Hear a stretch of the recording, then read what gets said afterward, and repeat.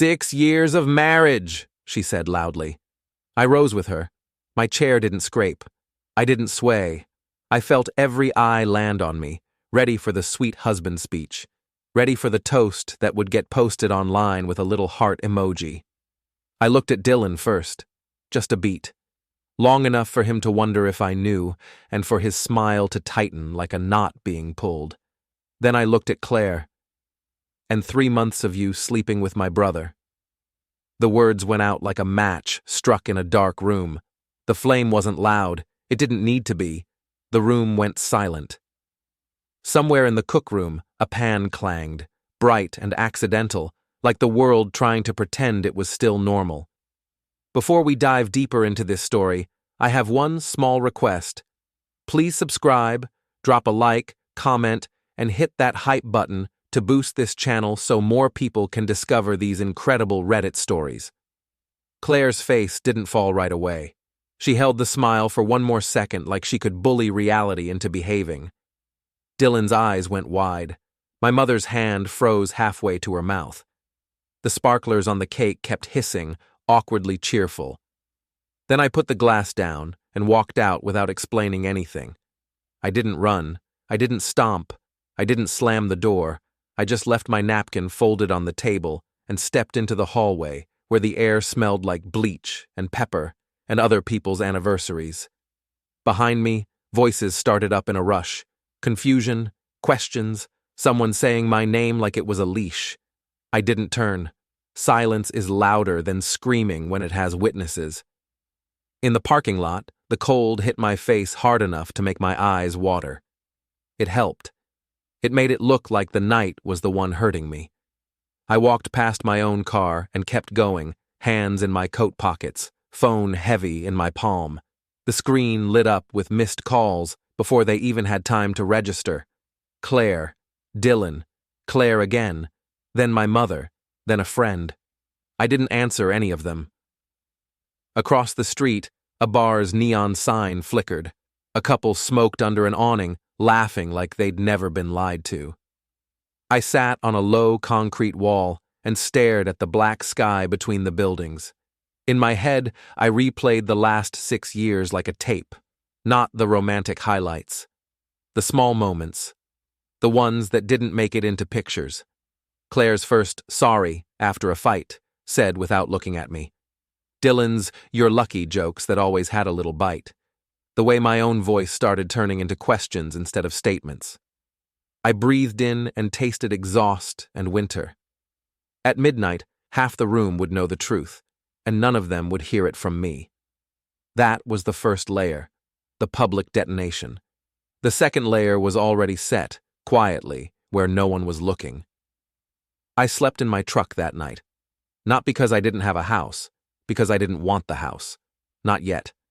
A house can turn into a courtroom if you step wrong. A house can turn into a scene, and scenes have a way of making you look guilty even when you aren't. At 2:17 a.m., I drove to a 24-hour diner off the highway, the kind with fluorescent lights that make coffee look like motor oil. I took a corner booth where I could see the door and ordered breakfast I didn't eat. I watched the parking lot and waited for the ringing in my head to stop. It didn't. My phone buzzed until it ran out of battery. I let it die. Then I sat there with my hands wrapped around the warm mug and stared at nothing. The waitress, small, tired eyes, name tag that said Jules, asked if I was okay. "Long day," I said. "That's most days," she replied, and walked away like she'd seen every kind of heartbreak and learned not to collect them. When dawn started bleeding gray into the window, I finally turned my phone back on. 73 missed calls, 34 texts, a handful of voicemails. I didn't open them. I didn't need their words to know their shape. What I needed was a lawyer. I didn't have a secret bank account. I didn't have a burner phone. I didn't have a friend in the police. Real life isn't a thriller movie, no matter how badly you want it to be when you're in pain. But I did have something most people don't. A job that taught me to think in systems. I worked in risk management for a mid-size construction company. My whole professional life was what could go wrong and What do we document before it does? It wasn't glamorous. It didn't make good dinner party talk, but it made me good at noticing patterns and writing things down.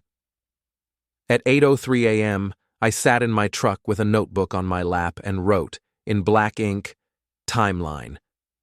Then I listed what I knew, what I suspected, and what I could prove without crossing any lines that would bite me later. I knew. Claire's girls' weekend in September was 2 nights, not 1. Dylan's truck had been seen on our street after midnight more than once. Claire had changed the password on our streaming accounts and claimed it was the system. I suspected they were using my work trips. They thought my calm meant I was blind. I could prove joint credit card charges, calendar invites Claire forgot about, a hotel receipt she tossed in the trash like it was nothing, a voicemail I'd once gotten from Dylan, meant for someone else, full of nervous laughter. I listened to that voicemail again, not because it was proof in court, because it was proof for me, proof that my memory hadn't betrayed me. At 9:30 a.m., I called a divorce attorney. I picked one the way I picked subcontractors, reputable, busy, not flashy. A woman named Dana Whitaker with an office above a bank and a voice like she'd spent her life telling people the truth. Her assistant fit me in for a consult at noon. At 11:57, I sat in Dana's office, hands folded, and told her everything. I kept it clean. No melodrama, no fantasy, just facts. Dana listened without blinking. When I finished, she leaned back and said, "Do you want to be right, or do you want to be safe?" "Both," I said. She nodded like she'd heard that before. "Then here are your rules. Don't threaten, don't touch, don't destroy property, don't empty accounts, don't put anything in writing you wouldn't want read aloud in court, and don't move out without a plan." "I didn't sleep at home," I admitted. "That's not moving out," she said. "Not yet. But you need to go back today and document the condition of the house. Take pictures. Keep it boring. Boring wins." I almost laughed, and the sound came out like a cough. Dana slid a yellow legal pad toward me. "Now tell me what you want." I stared at the pad. What I wanted was simple and impossible. I wanted to rewind time to before my brother's hand on my wife's back felt like a knife. But rewinds aren't real. Consequences are. "I want the truth to follow them," I said, and my voice surprised me with how steady it was. "I want to keep my job. I want to keep the house if I can. And I want them to stop thinking they can write the story about what happened." Dana's eyes stayed on mine. "Then we file, we request temporary orders, and we let their own choices do the work." "What about him?" I asked. "Your brother?" Dana's mouth tightened. "He's not a party to the marriage. He can be a witness, or a liability, but revenge isn't a legal strategy." "I'm not asking you for revenge," I said. That was true, technically. Dana didn't need to know about the second layer, because the second layer wasn't illegal. It wasn't even complicated. It was social. Claire had built her whole life on looking perfect. She curated the image the way some people curate their living rooms. Nothing out of place, nothing real on display. She didn't just want love. She wanted applause. And Dylan? Dylan lived off other people's weaknesses. He'd always been that way. When we were kids, he was the one who could convince you to steal candy and then watch while you got blamed. He'd grown into a man who made a sport out of crossing lines because he'd never had to pay for it. My plan wasn't to ruin them with a grand gesture. It was to let them ruin themselves in public, slowly, with witnesses. At 3:15 p.m., I walked into my house for the first time since the party. The living room smelled like perfume and panic. Claire was on the couch with her knees tucked up, phone in her hand, eyes red but not from crying, from rage. She looked at me like I'd attacked her. "You humiliated me," she said. "I told the truth," I said. "You didn't have to do it like that." I took out my own phone and opened the camera. I started taking pictures of the room, clean, undisturbed, normal. the couch, the TV, the framed wedding photo on the wall that now looked like a joke. Claire's voice rose. Are you seriously taking pictures right now? Dana Whitaker says boring wins, I said, and watched her flinch at the name. You already called a lawyer, she breathed. I already knew, I replied. That's when the fear finally showed up in her eyes. Not sadness, not regret, fear. The kind you get when you realize the person you underestimated has been awake the whole time. She stood, shoulders back like she was about to perform. This isn't what you think. I looked at her. The woman I'd shared a bed with, a bank account with, a life with. I thought about how many times I'd defended her to my mother, how many times I'd swallowed my own irritation because that's marriage. I don't do guesswork anymore, I said.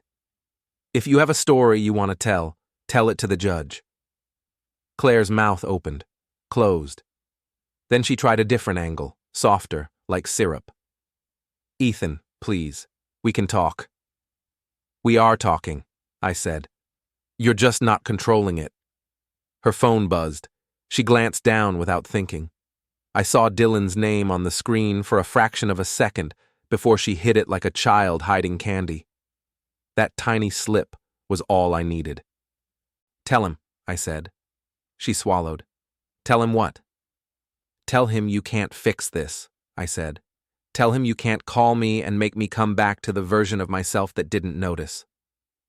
Claire stared at me, and for the first time in months, she looked small. Not because she was sorry, because the stage lights were off. I walked past her toward the cookroom and opened the trash can. There were 2 wine bottles, a takeout bag, and a crumpled receipt from a hotel bar dated the weekend she claimed she'd been with her friends. Claire said, too fast. That's old. Sure, I said and took a photo of it. She stepped closer, voice tight. What are you doing? Making sure no one can rewrite my memory, I said. I didn't shout. I didn't accuse. I just kept documenting, like my life depended on it. Because it did. That night, I took the guest room. I locked the door. I put my phone on the nightstand and watched the ceiling until my eyes burned. Around 1 a.m., I heard Claire whispering in the hallway. Then I heard a familiar laugh through the speaker. Dylan, on the other end of her call. My hands didn't shake, my stomach didn't flip.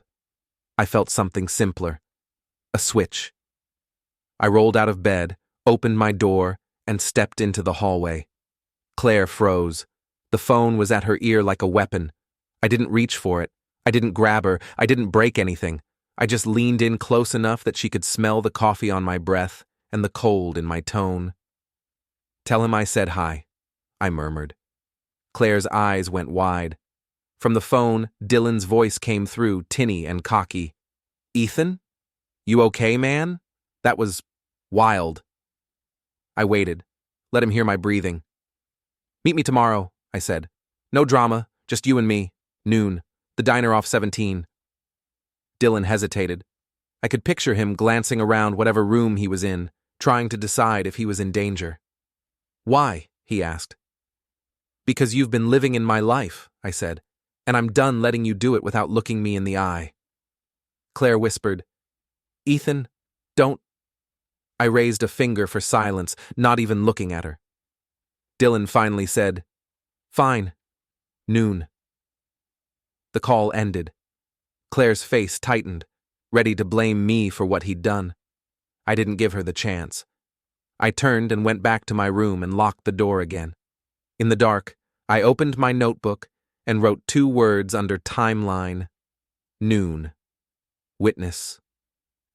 Because the truth is, I didn't need to fight Dylan. I needed him to understand he'd never been as smart as he thought he was, and I needed him to make one more mistake where I could see it. I didn't sleep much after the hallway call. I lay there with the door locked, listening to the house breathe. Every creak sounded like a footstep. Every distant car sounded like it might be Dylan coming back to claim the space he'd already stolen. Around 5, the sky lightened, and the anger that had been in my chest all night turned into something sharper. Focus. I got up, made coffee, and sat at the cookroom counter like it was a command center. Claire's bedroom door was shut. The house was quiet. The kind of quiet that comes before a storm, or after one. My phone was charging. Notifications stacked up like junk mail. I ignored them. Instead, I pulled up our bank statements and scanned them the way I scan accident reports at work, looking for the details people think won't matter. September, Harborview Hotel, bar and grill. 2 charges, one at 11:43 p.m., one at 1:06 a.m. October, ride share, late night, our neighborhood to downtown, then downtown back to our neighborhood, then downtown again. November, a boutique shop I'd never heard of. A credit card charge that hit the joint account and was paid off fast, like it was being erased. None of it was a smoking gun, but it was a trail. Claire always thought proof was a picture, a video, a confession. In real life, proof is repetition. At 7:20, I drove to Harborview. The hotel sat near the river, all glass and polished stone, the kind of place that charges for ice water and calls it service. The lobby smelled like citrus cleaner and money. I didn't march up to the desk and demand names. I wasn't a cop. I wasn't a spy. I was just a man in a coat who could read a room. I bought a coffee from the lobby kiosk and took a seat near the window where I could watch the valet stand. A young guy in a rain jacket, hair slicked back, worked the curb with the weary patience of someone who'd seen too many people pretend they weren't hiding anything. When a lull came, I walked over and asked, casually, "You ever see a black Tacoma with a dent on the rear bumper come through here a lot?" He squinted, thinking. "Maybe," he said. I pulled out my phone and showed him a photo I'd taken months ago. Dylan's truck in my driveway, dent visible, my hand in the corner of the frame because I'd been holding a beer when I snapped it. The valet's eyebrows lifted. "Yeah," he said. "That one. Comes in sometimes late." "Guy about my height, hoodie a lot?" I asked. He nodded. "Yeah, he's usually with someone." I kept my voice neutral. "A woman?" The valet hesitated, glancing toward the desk like he knew the rules, but also knew the human part of the job. "Look," he said, lowering his voice. "I don't know anything official. I just park cars, but, yeah, a brunette. Always walking fast like she's mad at the world." My stomach didn't drop. It didn't flip. It went still. "Thanks," I said, and handed him a folded bill, the kind of tip that says, "I won't make your life harder." He took it, then added, "Man, if you're dealing with that, I'm sorry." I nodded once and walked back to my seat. On the way out, I passed a wall of framed photos, weddings, galas, smiling couples holding champagne. It hit me how many lies fit inside a good picture. Outside, the rain had eased. The river looked dark and cold. I stood by my truck and breathed in air that smelled like wet concrete. Then I did something that wasn't dramatic but mattered more than any confrontation. I sent one message. Not to Claire, not to Dylan, to my mother. "Mom, I'm safe. Please don't call right now. Claire and Dylan have been involved. I'm filing for divorce. I'll explain soon. I love you." I stared at the sent checkmark and felt the weight shift. Not relief, not peace, but alignment. The truth was now a thing outside my head, a thing that existed in other people's phones, in other people's minds, a thing that couldn't be smothered in the dark. At 9:05, my phone buzzed with a reply. My mother. "Is this true?" I didn't answer with paragraphs. I didn't argue. I didn't beg her to believe me. I sent a photo of the Harborview charges. A minute later, "Oh God." Then, "I'm coming over." I typed, "Don't. Not yet. Let me handle this clean." Another minute passed. Then my mother wrote, "Your brother is going to deny it." I wrote, "Let him." When I got back to the house, Claire was in the cookroom, hair messy, eyes sharp. She'd been awake. She'd been watching her phone like it was a heartbeat monitor. "You texted your mom," she said. I informed her, I replied. Claire's face tightened. You're poisoning her against me. I poured coffee and took a sip. You did that, I said. By choosing Dylan. She slammed her palm on the counter, loud enough to make the mugs rattle. Stop saying it like that. How should I say it? I asked. Do you want softer words so it feels less real? Her eyes flashed. This is between us. No, I said.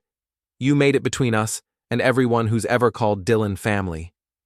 Claire's breathing went fast. She looked like she wanted to cry and scream at the same time. Then she steadied herself, voice turning sweet again. Ethan, she said, let's not do anything we can't take back. I studied her, the way her shoulders squared, the way her eyes didn't quite meet mine, the way she was still trying to manage the scene. I already did something I can't take back, I said. I trusted you. Claire's lips pressed together. Are you meeting Dylan today? She asked. Yes, I said. Her gaze snapped up. Don't. I'm not asking permission, I replied. She stepped closer, voice low. He'll blame me. I shrugged. Good, I said. Claire stared like she didn't recognize me. In a way, she didn't. Because the version of me she'd been cheating on was the version that still believed he had to keep her comfortable to keep the peace. That version wasn't coming back. At 11:40, I left for the diner. As I drove, I kept thinking about the valet's words. Always walking fast, like she's mad at the world. Claire was mad, all right. Not because she'd done wrong, because she'd been caught. The next day at the diner, Dylan arrived 5 minutes late like he was doing me a favor. He walked in wearing a clean flannel and that easy grin he used when he wanted people to think he was harmless. He scanned the room, saw me in the same corner booth as the day before, and slipped in across from me without asking. Man, he said, shaking his head like I'd been the one who messed up. You really went nuclear. Jules brought coffee. Her eyes flicked between us once, quick and sharp. Then she set the cups down like she was placing them on a chessboard. I let Dylan talk for a full minute. He blamed my stress. He blamed misunderstandings. He blamed the whole world and didn't touch the one thing he should have been choking on, his own guilt. When he finally paused to sip his coffee, I said, You're going to answer 3 questions. Dylan laughed. Or what? Or you keep guessing what I know, I said. And you'll keep guessing wrong. His grin thinned. Fine. Ask. First, I said, how many times did you park on Maple Street after midnight in the last 3 months? Dylan blinked. What? Second, I went on, did you pay cash at the Harborview Hotel bar, or did Claire? His face lost color in small patches like paint flaking off a wall. And third, I said, what are you going to do when everyone in our family stops returning your calls? Dylan's jaw worked. He leaned back, trying to reclaim space. You don't have proof. I reached into my jacket and placed my notebook on the table between us. Not open, just there. The weight of it was the point. I have time, I said, and I have a lawyer. His eyes dropped to the notebook like it was a gun. You think you can scare me? He said, voice lower now. I'm not scaring you, I replied. I'm informing you. Jules came back with a plate of toast I hadn't ordered. She set it down in front of me and said, without looking at Dylan, You two need anything else? No, I said. Dylan forced a laugh. He always was the dramatic one, he told her, like he could recruit her into his version of reality. Jules didn't take the bait. She just walked away. Dylan leaned forward. Look, Ethan, you and Claire, you've been off for a while, you know that, right? She's been unhappy. I stared at him. You're going to talk about her feelings while you were sneaking into my house? His mouth opened, then closed. He tried again, softer. Nobody wanted to hurt you. That was the line. The classic one. Like betrayal was an accident. Like a man just trips into someone else's marriage. I took a slow breath. You don't get to choose the damage, I said. You only chose the act. He swallowed. Okay. Okay, what do you want? There it was. The shift. Arrogance turning into calculation. I didn't say revenge. I didn't say apology. I didn't say money. I want you to stop contacting Claire, I said. Dylan barked a laugh, and it came out nervous. That's between me and her. No, I said. It's between you and me now because my marriage is the house you broke into. His eyes narrowed. You can't tell me what to do. I can't, I agreed. But I can make sure every time you pick up your phone, you wonder who else is watching. Dylan's face tightened. You're threatening me. I'm promising you, I said, and my voice stayed even. I'm not the one who needs to lie anymore. For a second, something like fear flickered. Then he covered it with anger. You're going to ruin her. You know that, right? Claire's job, her reputation. I shrugged. She built it, I said. She can explain it. That's when Dylan made his mistake. He leaned in and said, almost proudly, She told me you'd never do anything. She said you'd just take it, like you always do. The diner noise faded. The scrape of a fork, the hiss of the coffee machine. Dylan's words hung there, heavy and ugly. I didn't move. I didn't blink. Because now I understood the real insult. It wasn't the affair. It wasn't even my brother. It was the way Claire had studied me for 6 years and decided my character was a weakness she could use. I stood up slowly and left cash on the table. Dylan started to rise. Sit, I said, and he did. Reflex. Instinct. He didn't even realize he'd obeyed. I leaned down until my face was close to his. You tell her, I said quietly, that the man she thinks she knows is gone. His eyes darted. What are you going to do? I smiled, small and cold. Nothing illegal, I said. That's the funny part. Then I walked out. Outside, the day was bright and ordinary. Cars passed, people went to work. No one knew my world had cracked open like ice. I drove straight to Dana's office and signed the papers. Filing felt like swallowing nails. It was necessary. It was also final. Dana explained temporary orders, property, the house, the joint accounts. She explained how judges think and how people lie. She explained that feelings don't get you custody, and fury doesn't get you a favorable ruling. Do you have kids? She asked. No, I said, and it sounded like relief and grief at the same time. Dana nodded. Then this is about assets and narrative. Don't underestimate narrative. I almost smiled. I don't, I said. Because narrative was where Claire lived, and it was where I was going to meet her. Claire worked in marketing for a local medical group, which meant her job was half numbers and half face. She organized charity campaigns. She sat on committees. She posed for photos with big checks and bigger smiles. Her whole world was optics. So I didn't attack her at home. I let the truth show up at her office, not as gossip, as paperwork.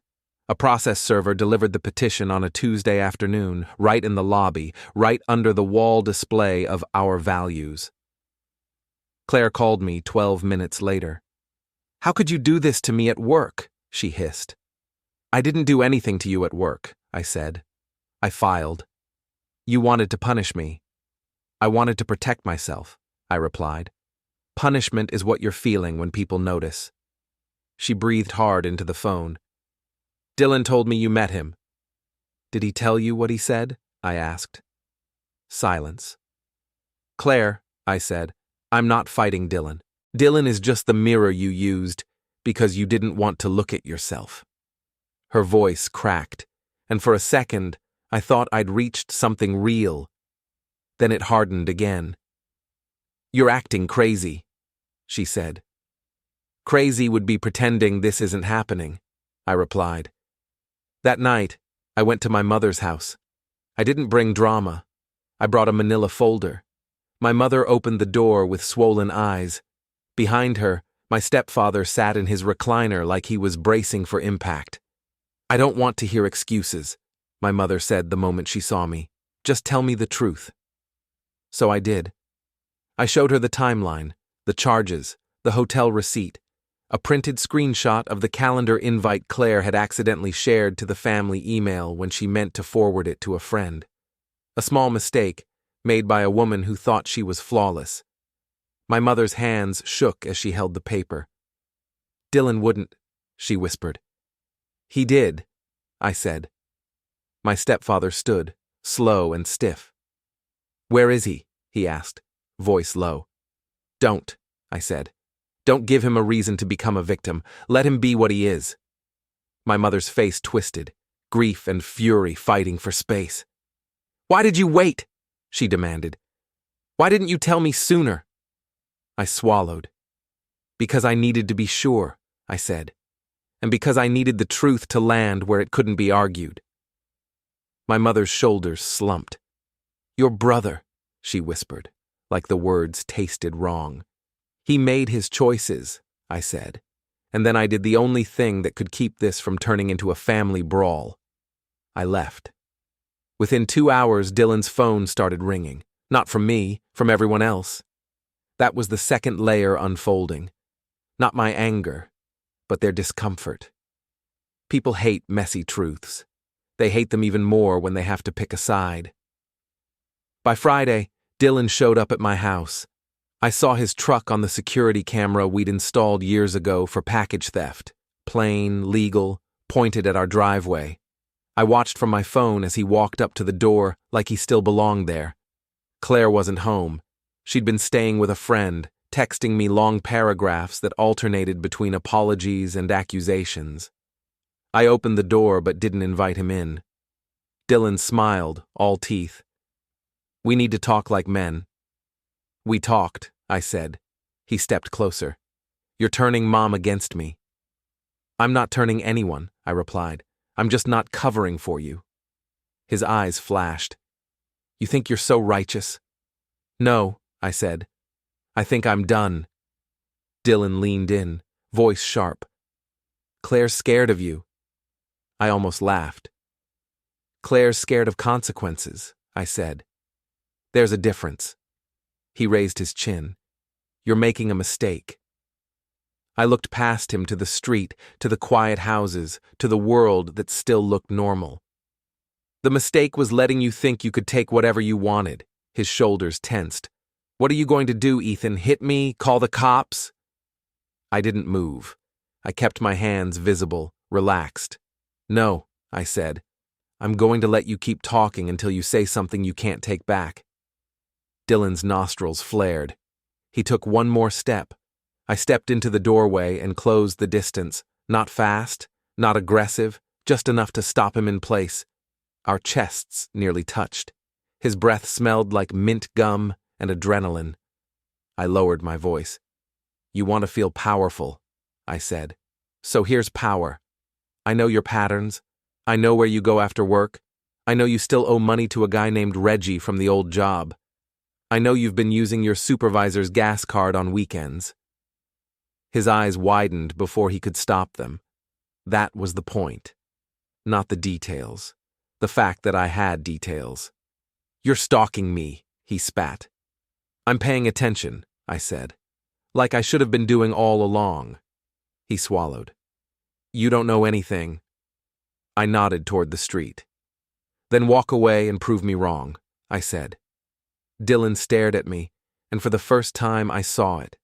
The crack in his confidence, the fear that he'd finally picked the wrong person.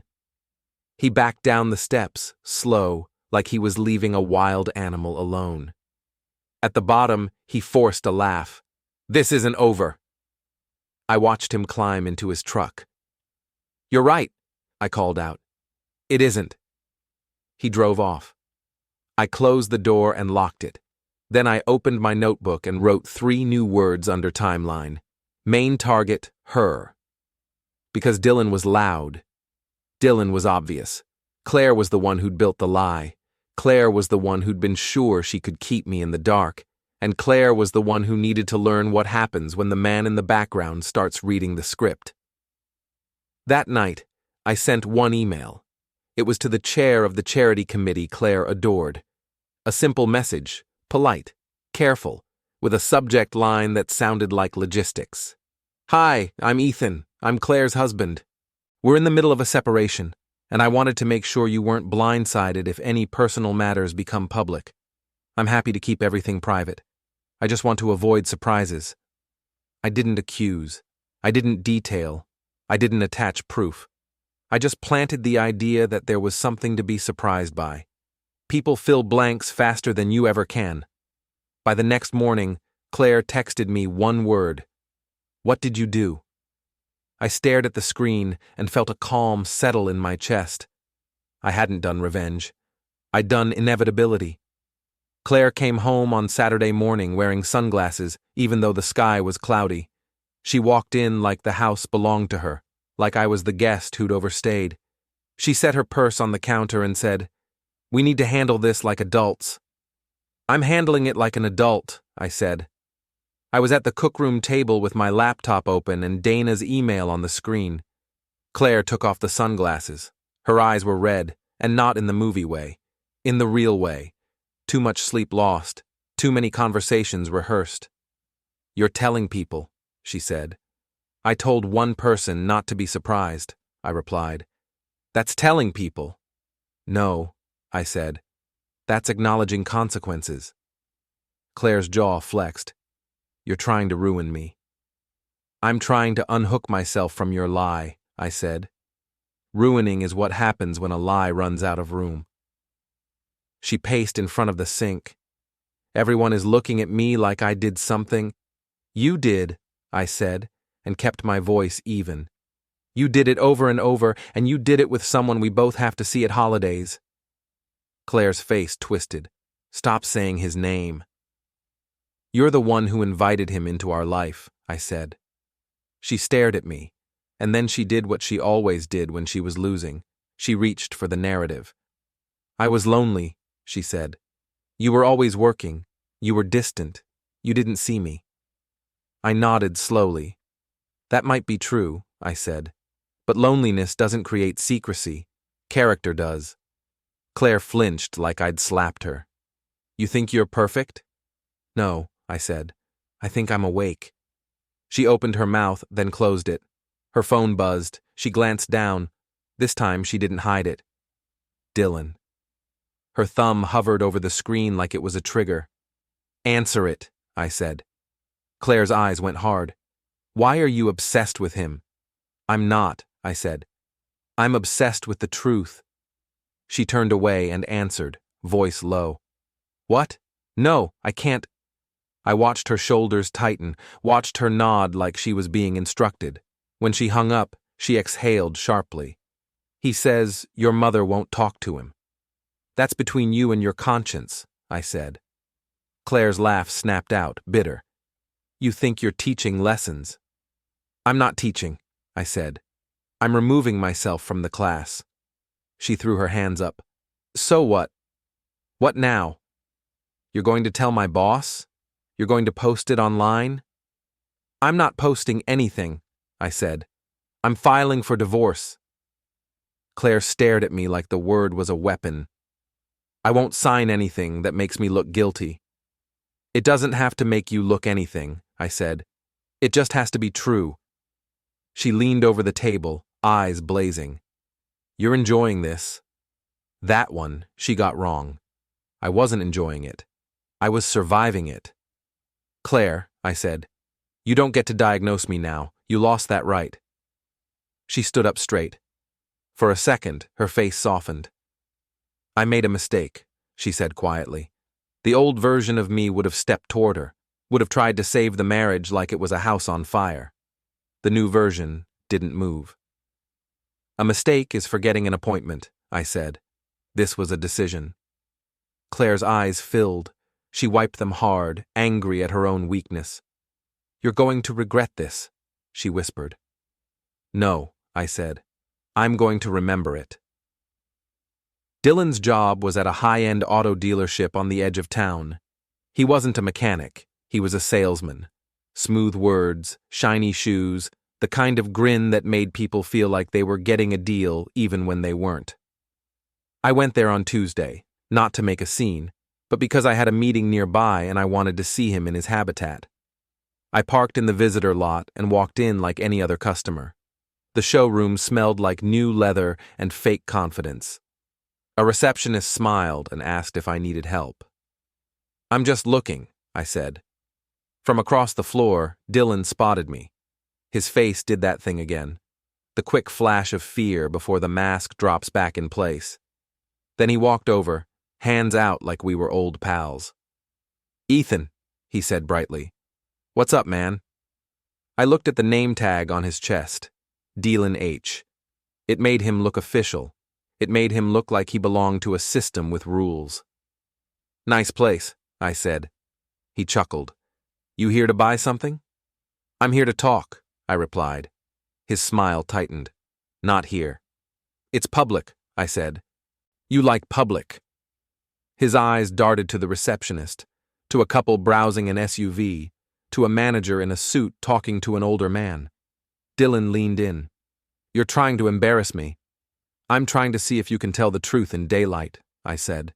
His jaw clenched. "You're obsessed." I kept my voice low. "You used your supervisor's gas card on Saturday night," I said. "Around 11. Station on Route 9. You filled up your truck, then you drove to Harborview." Dylan's face drained. He opened his mouth, then closed it. His eyes went to the manager's office like his body wanted to run.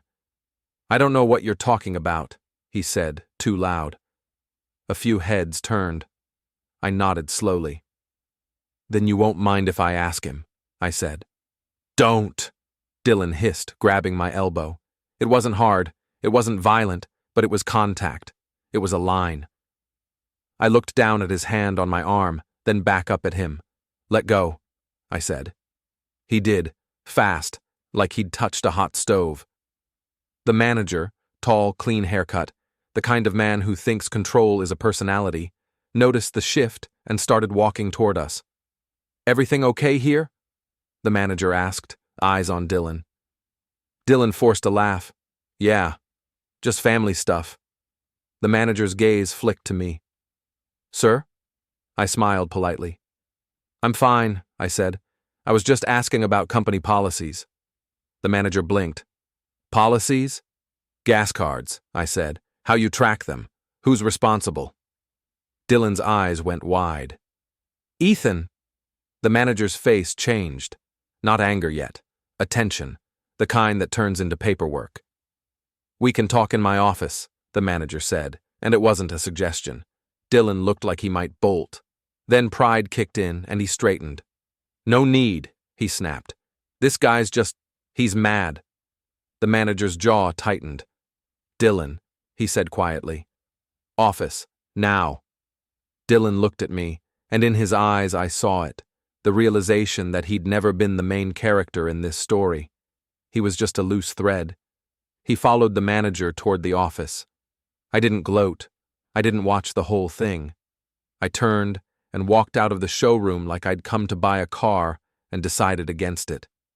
In my truck, I sat for a moment with my hands on the steering wheel. My phone buzzed. A text from Claire.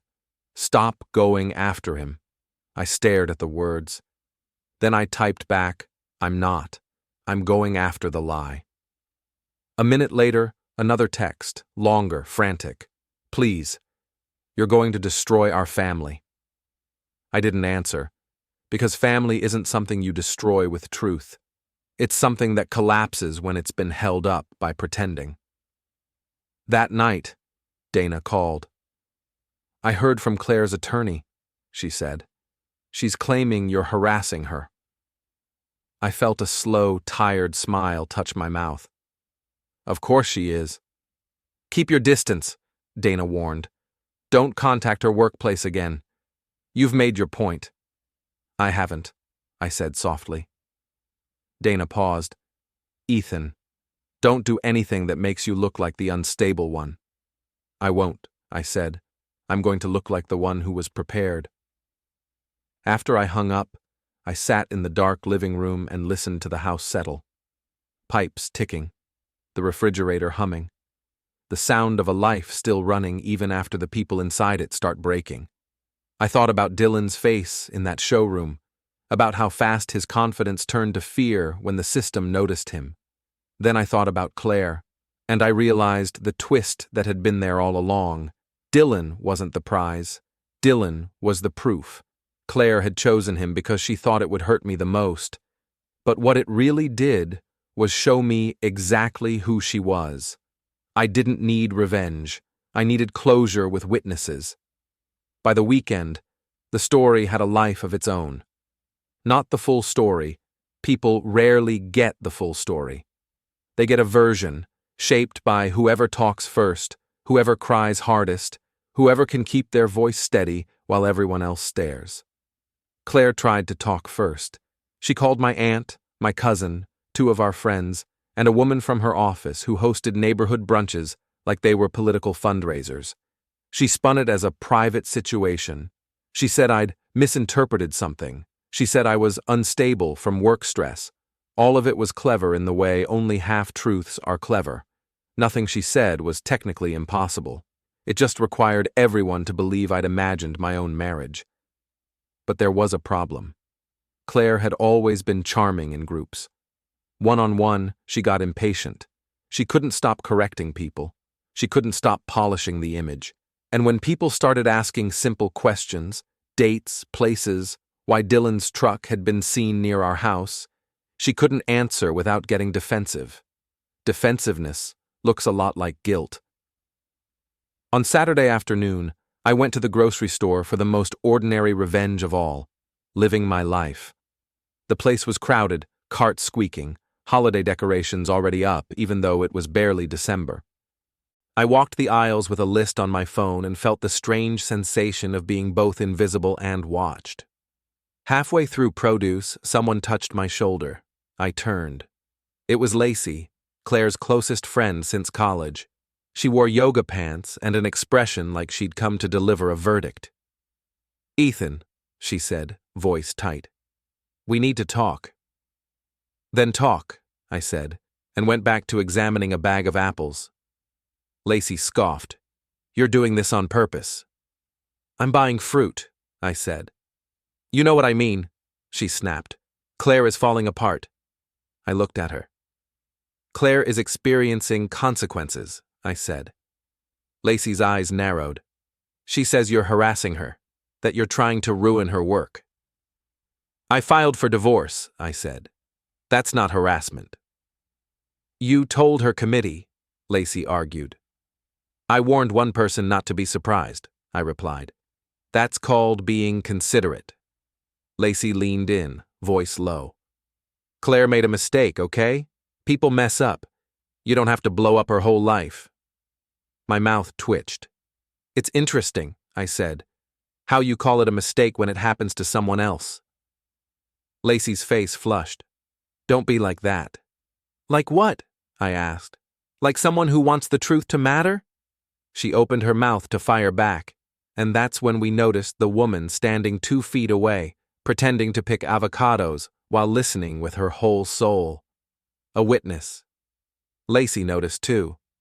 She straightened and forced a smile like she'd been caught in bad lighting. "Ethan," she said, too loud now, "you're being cruel." The witness's eyes flicked to me, hungry. I kept my voice calm. "Cruel is letting your friend sleep with my brother and then calling me unstable," I said. The witness inhaled sharply. Lacey's mouth went slack. "You can't just say that." "I can," I said. And I did. I pushed my cart past her and kept walking, leaving the sentence behind like a dropped match. By the time I reached checkout, I could feel the story traveling through the store faster than any employee could mop a spill. That night, my mother called. I answered. Her voice sounded older. "He came here," she said. "Dylan?" I asked. "Yes," she whispered. "He sat at my table and told me you'd lost your mind." I closed my eyes. "And what did you say?" My mother exhaled. "I asked him if it was true," she said. "He looked at me and he couldn't answer." A small part of me clenched. The kid part. The part that still wanted my family to stay intact. "What did you do?" I asked. "I told him to leave." she said, and her voice broke. I told my own son to leave. I swallowed. I'm sorry, I said. You're not the one who should be sorry, my mother replied, and there was steel under the grief. Ethan, I should have seen it. I should have seen how he treats people. You're seeing it now, I said. She sniffed. Claire called. She said you're turning everyone against her. I'm not turning anyone, I said. I'm just not covering. My mother went quiet for a moment. Then she said, Your stepfather wants to go to Dylan's job. Tell him not to, I said quickly. Dylan will use it. I will, my mother promised. But what are you going to do? I thought about Dana's voice. Don't look unstable. I thought about Claire's texts, the way she tried to frame herself as the victim. I'm going to stay boring, I said, and I'm going to let them keep tripping over the truth. On Monday, the charity committee met in the conference room at Claire's office, same place where they'd taken smiling photos for newsletters, same place where Claire had always been the loudest voice in the room. I wasn't there, but I heard about it anyway. A friend of mine, Cal, from work, his wife was on the committee. Cal didn't call to gossip. Cal called because he knew what kind of man I was and what kind of mess this could become. She asked if everything was okay, Cal said, voice careful. Not in a mean way. More like, people are nervous. Tell her I'm fine, I said. Tell her I'm handling it through lawyers. Cal hesitated. She said Claire was intense, he added. Like she was trying too hard. I stared at the wall in my living room where our wedding photo still hung. That's Claire, I said. Cal cleared his throat. Also, Dylan came by the office today. My stomach tightened. My office? Yeah, Cal said. He showed up like he was just stopping in, asked some questions about you, tried to make jokes. Cold spread through me, steady and deliberate. Did he talk to my boss? Cal exhaled. He tried. Security asked him to leave. There it was, the authority-adjacent world doing its quiet job. Thank you, I said. Ethan, Cal added, lowering his voice, just be careful. Don't give him a reason. I won't, I said. I'm not the one looking for a reason. After that call, I drove to my office, not to confront anyone, just to make sure my own life didn't get dragged into their mess. In the lobby, our security guard, Mr. Hanley, retired cop, gray mustache, eyes that saw more than they said, nodded at me. Afternoon, he said. Afternoon, I replied. He watched me for a beat, then said, Family guy came by, tried to get up without an appointment. I kept my face neutral. My brother, Hanley grunted. Yeah, had that hothead energy. He didn't get far? I asked. Not past me, Hanley said. Rules are rules. I nodded. Thanks. Hanley's eyes stayed on mine. You okay, son? The word son landed heavy. I wasn't his kid, but he sounded like he knew what it meant to watch your life tilt sideways. I'm okay, I said. I'm just learning. Hanley nodded once, as if that was enough. When I got back to my truck, there was a note tucked under my wiper. No signature, just 3 words in block letters, stop before you regret. I stared at it until the rain smeared the ink into a gray bruise. Then I folded the note, slid it into my notebook, and wrote on the next line of the timeline, threats beginning. Because now Dylan wasn't just sloppy, he was scared. And scared people don't always stay smart. It started raining on Thursday night, hard enough to turn the streetlights into blurry halos. Claire texted me around 9. Just 2 words, we need to talk. I didn't answer. At 10, Dylan called. I let it ring twice, then picked up. Ethan, he said, voice rough. We have to stop this. I leaned back on the couch and listened to the rain smack the windows. Stop what? You're messing with my job, he snapped. You're messing with Claire. You're messing with everything. You did that, I said. Dylan exhaled hard. Fine, fine. You want me to apologize? I'll apologize. Too late, I replied. There was a pause. Then his voice dropped. You're going to lose your mind over this. You'll end up alone. I almost laughed. I was alone before I found out, I said. At least now I'm alone with the truth. Dylan's tone sharpened. You think you're some kind of hero, but you're just a bitter guy with a notebook. I looked at the notebook on the coffee table, pages thick with dates and facts. That notebook is the only thing keeping you from rewriting history, I said. Dylan's breath hissed. Meet me. No, I said. Meet me, he repeated, and his voice carried a threat he probably thought he could back up. Or I'm going to come over there and we'll handle it. That's a bad idea, I said. You scared? He asked. I waited a beat. No, I said.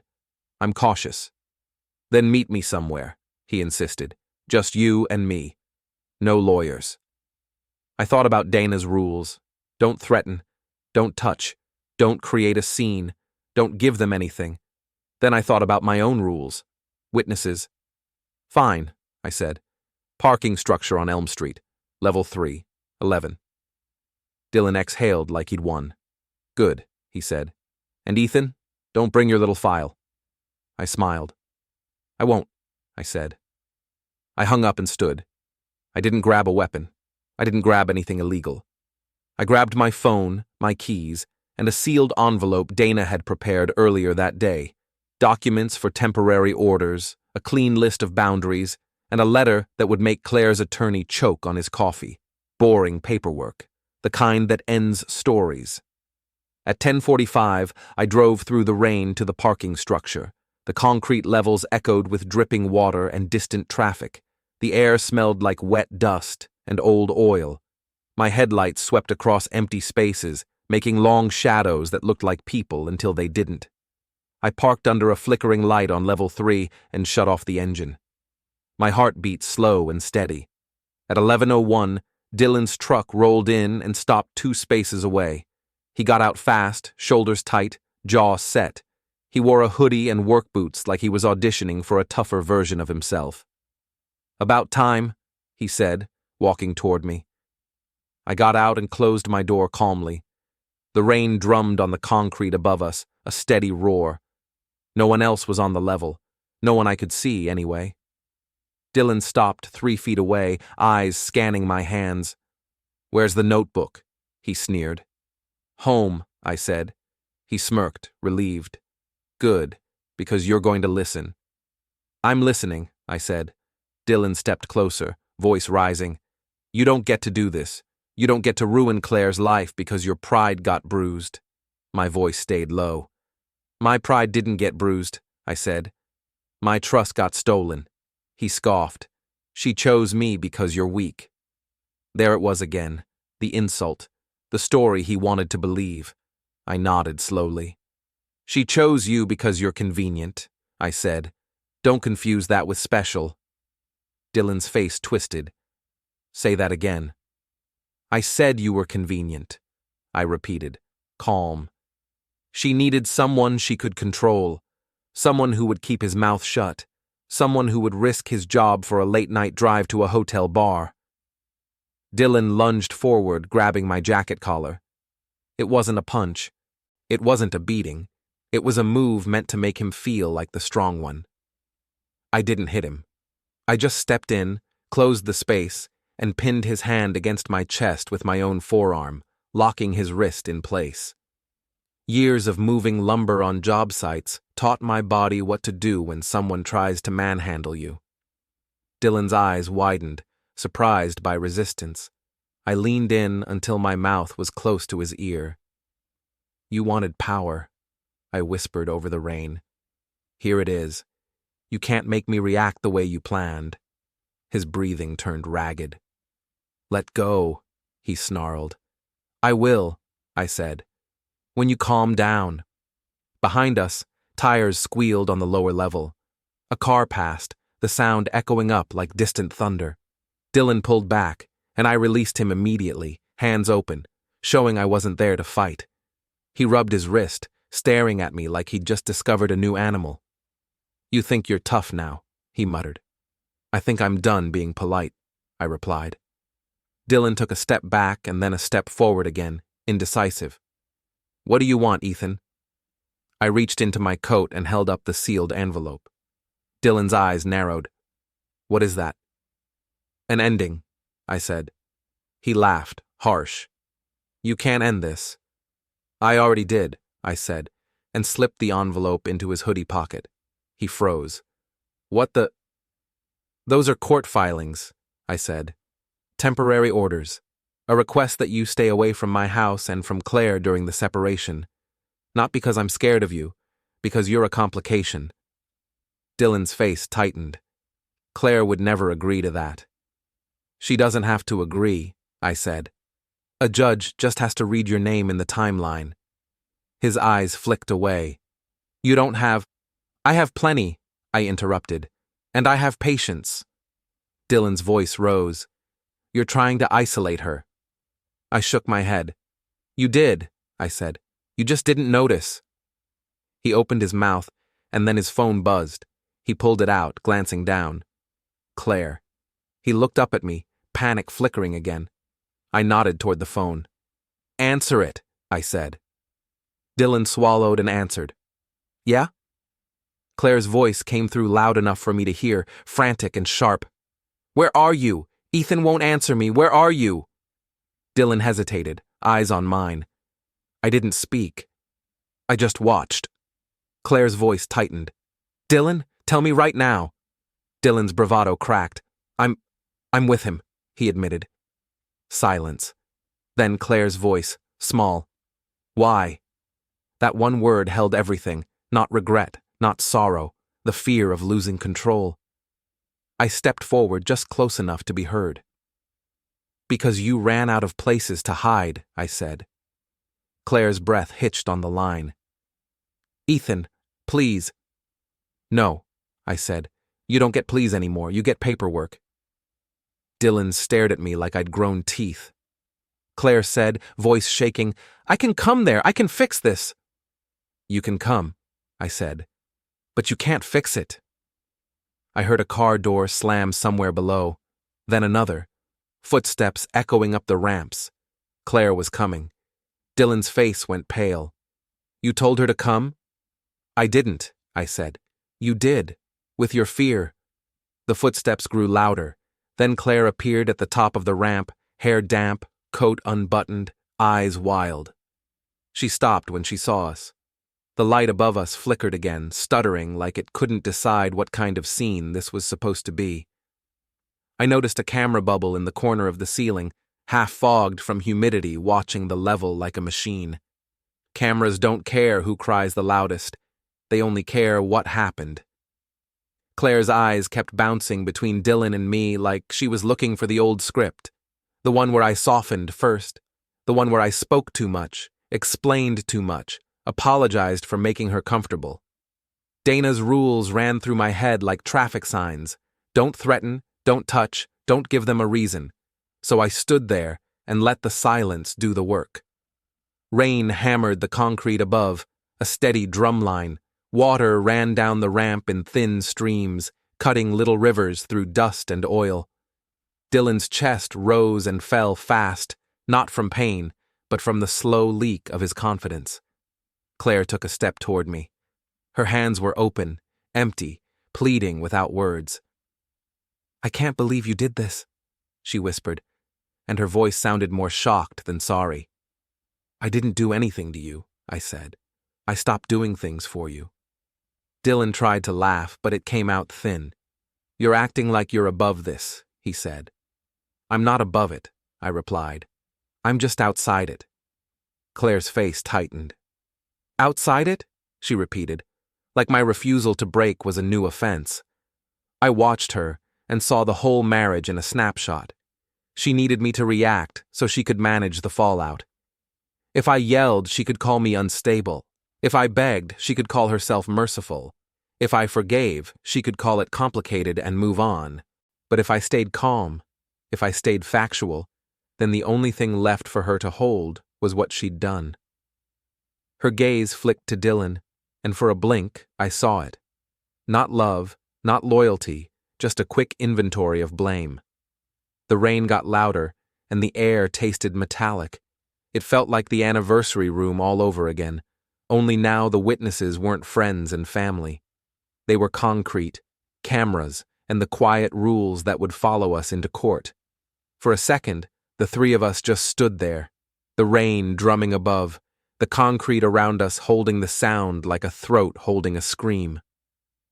Claire looked at Dylan's hand on his wrist, looked at the envelope bulging in his pocket, looked at my face, and finally saw something she hadn't seen in years. Not anger, certainty. "What did you do?" she whispered. "I stopped lying," I said. Claire stepped forward, voice cracking. "Ethan, I'm sorry." I didn't respond to that. I nodded toward Dylan's pocket. "Tell her what that is," I said to Dylan. Dylan swallowed. It's court stuff," he muttered. Claire's eyes widened. "Court?" "Temporary orders," I said. "Boundaries. You'll get your own copy tomorrow." She shook her head rapidly. "You can't." "I can," I said. And I did. Claire's face twisted, and she turned on Dylan, fury exploding out of her fear. "You told him things," she snapped. "You talked to him." Dylan's voice rose back in defense. "You're the one who said he'd never do anything." Claire froze. And there it was, in the open, with witnesses. Not the affair, the contempt. Claire looked at me, and in her eyes, I saw it. The moment she realized her biggest mistake wasn't cheating. It was underestimating the man she cheated on. I took one step back, then another. Claire reached out, fingers trembling. "Ethan, don't leave. We can still—" "No," I said, gentle and final. "You can still tell yourself whatever helps you sleep, but you can't tell it about me." I turned and walked to my truck. Behind me, I heard Dylan say, "Claire, I didn't mean—" And Claire's voice, sharp and broken, "Shut up." I got in, shut the door, and the sound sealed them away like a vault. I started the engine. In the mirror, I watched them stand under the flickering light, two people who'd thought they were clever, now trapped inside the story they'd written. I pulled out slowly, tires hissing on wet concrete, and drove down the ramp. At the exit, my phone buzzed. A message from Dana. "Court date set. You're covered." I didn't text back. I didn't need to. The revenge wasn't a punch. It wasn't a scream. It wasn't even a victory lap. It was the quiet moment when the lie finally had nowhere to go. I drove into the rain and didn't look back.